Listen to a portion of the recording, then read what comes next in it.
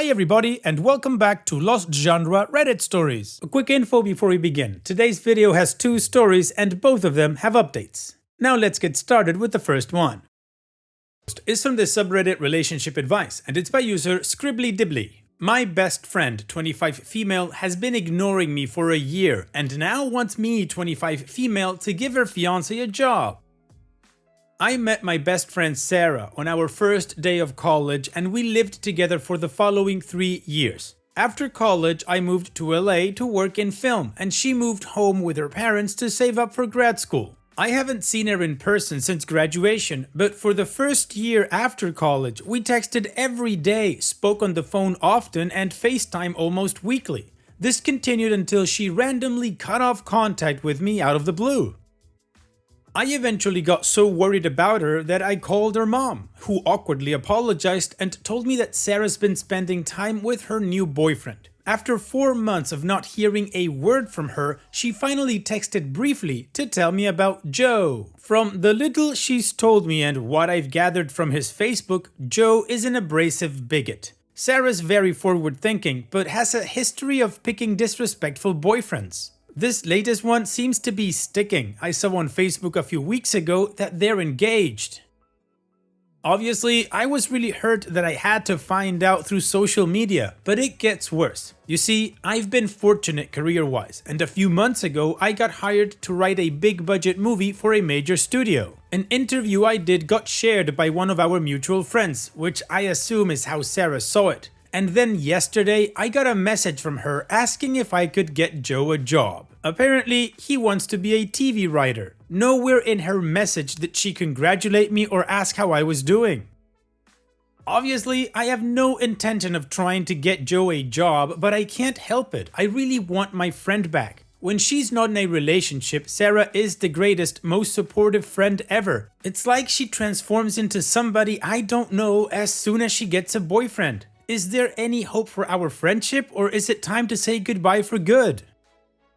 Well, OP, first of all, you're right. You shouldn't have any intention of trying to help Joe out because, well, you don't know Job. You don't risk your career for somebody that you don't know. And also, this is assuming that you do have some sort of authority to actually get somebody hired. Now, the problem in your situation I see is that you are trying to save a friendship with somebody who doesn't prioritize the friendship. And it also sounds from what you tell us that not only is she apparently not very interested in keeping the relationship, but apparently she molds her behavior or her personality based on who she's dating. And this brings me to what you wrote when you say, when she's not in a relationship, Sarah is the greatest, most supportive friend ever. She has a lot of time for you, she calls you, she FaceTimes you. That means that you are just there while she doesn't have a boyfriend. And that to me doesn't sound like a proper healthy friendship. And the thing, OP, is this is not on your side. This is something that your friend needs to either figure out, deal with it, or not do anything about it. But it's hers, not yours. So on your side, OP, you need to figure out, is this a friendship that you truly want to save and try to make last years or not? If the answer is yes, then call your friend and be honest about how you feel. And if the answer is no, then you can just move on. But other than that, OP, I don't think there's anything else you can do to try to save this. It's up to Sarah. And what do you guys think about OP's problem? What would you do if you were in her shoes? Let me know in the comment section, and now let's move on to the community comments to see what they said. Detoxed says, Sarah sucks. You more than likely won't get your friend back. I will respond to the message, I'm doing great, thanks for asking. Work is good, family is good, life is good. Unfortunately, I don't usually do favors for people who disappear from my life for extensive amounts of time, then hit me up to hook their sleazebag fiance up with a job. Hope things are good with you. But I also have low tolerance for people like Sarah. Don't respond or respond, but either way, make it clear that her fiance won't be getting a job through you. She's not your friend if she isn't a good friend while in a relationship. And OP responds, I agree, and I usually have no tolerance for this kind of crap too. It's just hard because she's the closest friend I've ever had, as corny as that sounds. I didn't know anyone when I moved to my current city, and even though I've started to make some good friends, I still don't have a best friend like I used to with her. I miss it. Greywood says, is it possible that the disrespectful boyfriends she chooses are also controlling and attempting to cut her off from her friends? Or does she just vanish every time she has a boyfriend regardless of what kind of guy he is? In the first case, there's hope for your friendship if she gets away from him, and likely some therapy to help her recover from the damage those kinds of relationships can cause. In the second, there really isn't. And Opie responds, I can't tell you how much this comment resonates. For whatever reason, she naturally gravitates towards men who are super controlling, always has. She's told me her greatest fear is dying alone, and I think that informs all of her relationships in a really negative way. Di Trastevere says, what the hell? Even if you add reason to believe that this guy is a decent person, you know absolutely nothing about his talents or work ethic. It's beyond inappropriate and rude besides to just stick her hand out expecting you to drop a job into it for fiancé. That is not how you network. I have a feeling it was Joe's idea to ask you. It's not up to me to tell you whether or not to attempt to mend the bridge she's burning. You could make a case either way. But if you respond at all, don't mention the request. Ask her how she's doing and let her know you've been thinking of her. Tell her you were worried when she disappeared and you hope she's doing okay and is happy. Let her respond to that how she will. If she ignores it or just repeats the request, I think you can safely say she's not interested in being your friend. The suspicious side of me also says that he may be watching her correspondence and she doesn't feel free to open up to you, but take that with a grain of salt. I'm sorry, OP, it's hard watching friends make terrible romantic choices, more so when they cut you out while doing it. And Opie responds, I'm absolutely convinced that it was Joe's idea to ask. Honestly, this might sound paranoid, but I almost felt like he had logged onto her account and sent it himself based on the way it was written. I think this might be the approach I take, torn between your suggestion and just ignoring it, and I can't decide which one is making me sadder. Thanks for your input, it's really helpful. Additional information from OP's comments. This really hurts because I do think she was a real friend to me. I just wish I understood how or why getting into a relationship always makes her seem like a different person. I guess I was just a surrogate for a boyfriend until she found one. She's even joked about how she wishes I was a man or that we were gay so she wouldn't have to bother finding a boyfriend. I never thought about it like that and now I feel used. The only thing that's kept me from losing patience with her is the fact that I feel like she's seriously insecure, but maybe it's time for me to move forward. Well, OP, I think the reason as to why she always seems like a different person when she gets into a relationship is because she doesn't have a personality of her own. She's never apparently defined it, and she adopts whatever personality the boyfriend comes with. Maybe that's why you love her friendship so much, because when she is your friend, when she doesn't have a boyfriend, she adopts your personality, and you find that reassuring. Anyways, the community gave OP a lot to think about regarding how to approach this, and OP is already flirting with the idea of moving forward. So let's move on to the update to see what happened next and how the story ends, but of course before that, here's another one of my playlists for you to enjoy after the video. Now let's move on with the update. I called Sarah's home phone the morning after I got her message. Her mom answered and told me she was out with Joe. We chatted for a few minutes and then she suddenly started crying. She told me that she feels like she's lost her daughter. She said she would ask Sarah to call me. I didn't get a call back. The next day, I got a surprise visit from Lily, who Sarah and I were good friends with in college. She's a registered nurse and was in LA for something work-related. We had fallen out of touch and I was really excited to see her again. Side note about me is that I'm not great at keeping in touch with people when we're no longer geographically close. I'm working on this. What was frustrating about the falling out with Sarah was that I felt I really had made an effort to stay connected even though we weren't living near each other. Anyway, that night I took Lily to a party. An actor that Sarah always liked was there and Lily ended up hitting it off with him and posting a picture of the three of us doing shots on Instagram. Later that night, I got a text from Sarah saying, "Since when do you hang out with that actor?" I was extremely annoyed and didn't respond. An hour later she texted, "I guess you're too much of a celebrity to respond." I spent about an hour ranting about it to poor Lily. Well, since Sarah never called me, the best I could do was send her an email. I think I kept it pretty unemotional. Basically, I told her that she had really hurt me by cutting me out of her life, and I didn't think it was fair for her to suddenly reappear with no explanation or apology. I also said that I think her relationship with Joe is toxic and that I hope she overcomes her fear of being alone so that she can stop jumping into unhealthy relationships. Finally, I told her that both her mother and I were worried about her, but that I didn't have the time or emotional energy to keep trying anymore. If she wants to get in touch when she's fixed her personal issues, I'll be open to listening. Until then, we're not friends anymore. I'm upset, I'm tired, but mostly I'm done. I hope I made the right decision. Thanks for all the help.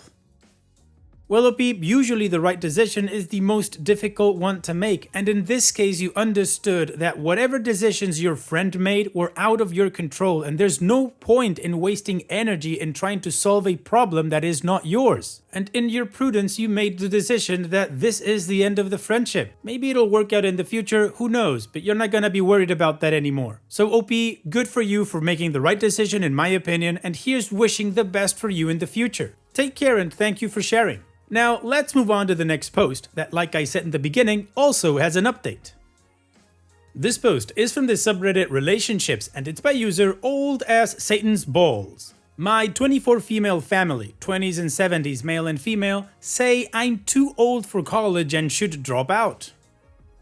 I originally went to a public state university straight out of high school at 18 years old. At the time I was depressed, lazy and immature, and my GPA and overall motivation reflected that. I dropped out after my second semester and entered the real world. The real world, as it turns out, has consisted of part-time minimum wage retail and food service jobs because I lack both education and connections. I became sick of this and decided it was time to get my crap together. I started at my local community college last year at the age of 23. I am involved with extracurricular clubs, studying hard, 4.0 community college GPA with full schooling and 2 part-time jobs, and have just been accepted into a bachelor's program at my old university. I will be 26 or 27 when I graduate, depending on internships. But my family, aunts, uncles, cousins, grandparents are always trying to get me to drop out. They say that it's too late for me and I won't stand a chance at competing against fresh graduates 4+ years younger than me. They also say that no employer would want to hire an inexperienced 26, 27-year-old. Normally, I would ignore their opinions. They live in a small, rural Midwest county where people have equally small minds. My parents moved away from there long time ago, but now my parents, my mom, 45 female especially, have expressed similar sentiments. She says she worries that I'll drop out again or flunk out, or that even if I graduate, I'll never be able to get a professional job due to my age. She worries that I won't be able to pay back my loans and she and my dad will be, in her words, stuck with you, me, forever. My dad, 48 male, has also admitted in the past that he's deeply embarrassed his 20-something-year-old daughter is still living in the family home, although that's probably a separate issue. All of this has planted seeds of doubt in my head. So I know that my education is very important and that I should absolutely continue it. My question is, how do I push their negativity aside? Well, Opi, the first thing I'm going to say is congratulations. You have the right mindset, the right attitude. It doesn't matter if it's working or studying or whatever. The important thing is that you know what you want, you know what you're worth, and you're going to work to get that. That is admirable. And regarding the naysayers, well, there's always going to be losers in your life who are going to want to tear you down. But the thing is, when they're telling you that you're not good enough, what they're actually saying is, I know you're better than me, so I need to tear you down to feel good about myself because I'm a loser. And unfortunately for them, that's a mentality. So you just need to block all of those uncles and cousins and aunts or whatever. And regarding your parents, there's 2 things I would do. First is I would ask them why the sudden change in mind. Apparently they weren't like this before, but they're being idiots now. So I'd like to know why. And the second is, can you move out? Maybe get a roommate or move in with a friend and pay them rent or something like that, but remove yourself from that negative environment. And what do you guys think Opi should do in this situation? What would you do? Let me know in the comment section. And now let's move on to the community comments to see what they said. Steve353 says, F that noise. I'd personally distance myself from a-holes who were unsupportive of me trying to do something with my life. College is not a waste of money, especially if you know what you want to do with your life. 26 or 27 is not too late to start your professional career. There were plenty of people in their mid-20s in my classes when I was going to school. I'd personally keep a distance from your unsupportive family members for now and be direct and blunt with how much their lack of support hurts. And Opie responds, yeah, I need to stand up to them and tell them they're wrong and hurtful, but I truly do believe they think I'm old. At my age, many of my relatives are and were married and freshly divorced with 2 to 3 kids. Some are or were working on second marriages and second set of kids. It's really common there to get married within 2 to 3 years of high school graduation and immediately start your career and family. Well, OP, no disrespect to your relatives, but what they did with their lives should not be your benchmark. Deleted says, can you move out? It's easier to tell your parents to trust that you know what you're doing when you're financially independent from them. And Opie responds, unfortunately, I will have to cut back on only one part-time when I transfer next year as the commute is pretty rough and housing there is sparse and expensive. My parents were originally very supportive of me returning to college. I don't know why they did a 180, but even now they said that they will support me, more in an emotional sense, even though they doubt me. And Sub-English says, I got my BA at 27. All it has ever done is make my life better. I have some student loans, yeah, but nothing crazy. I also have a career that I never would have had without my degree. It's been more than a fair trade. Your family is nuts. One day, you're going to be 27. You can be 27 with a degree or without. Well, the community is pretty clear. It doesn't matter how old you are. Getting a degree is the important thing in this case. And I agree, age shouldn't be of consequence. There's a story about a Japanese grandma who taught herself how to code to write apps at like 90-something. And on a more personal note, I graduated at 27, considering an uncle did tell me that he didn't think I was smart enough to do what I wanted to do. I guess he was just wrong. Anyways, let's move on to the update to see how this story ends. I made this update because I really want to thank everyone for their encouraging comments and PMs. It really means a lot to me, and it's nice knowing that I'm far from being the only person in this position. And on to the update. I've deleted or deactivated all of my social media accounts so I can partly free myself from the negativity. Relatives would sometimes write nasty, passive-aggressive or sarcastic comments on my posts. I've also decided to skip family get-togethers and holiday gatherings for the next several months or so. If they're still unsupportive in 6 months' time, I know they don't deserve to be a regular part of my life. As for my parents, I had a long and uncomfortable talk with them. It turns out that my mom has been reading news and economic articles with a pessimistic outlook. These articles say that economic growth is forever slowed, millennials and Gen Z will never reach the earning potential of previous generations, and robotic and AI technology will replace all workers and render human labor obsolete, etc. She thinks that any attempts to improve myself is ultimately in vain. My dad doesn't have an opinion on the matter. To be honest, I'm very worried about all of these things, especially AI technology, but there's really nothing I can do to stop it. All I can do is my best to improve my skill set in the meantime. I've asked my mom to please keep her opinions to herself for the next few years. So far, she has, since the conversation. She has had a lifelong struggle with depression and anxiety. Pretty certain I inherited it from her and her side of the family. When she gets in a funk, there is only bad and worse, never good. So I'm going to tune out her pessimism and focus on my accounting degree. Although it is financially feasible, I want to tack on an information science and CSI minor. Seriously doubt this though. I do definitely want to earn IT certifications in database programming languages in the future. Anyway, that's it. Thanks again, everyone. Well, OP, congratulations, you're doing everything you can and you've got the right mindset. There's no point on getting angry or bitching about something you've got no control over. What you can do is make the best of it. And I would say a great example of this is Dorothy Vaughan. She and her whole team were going to be replaced by an IBM computer. And what did she do? She learned to program it and owned it. That is absolutely admirable. So you go for it, OP. Go for all the certifications and skills that you think will improve your life. Because the fact of the matter is, no matter what anybody says, you only get one chance at living. So make the best of it. And on that note, here's wishing you all the best in the future, OP. Thank you so much for sharing and take care.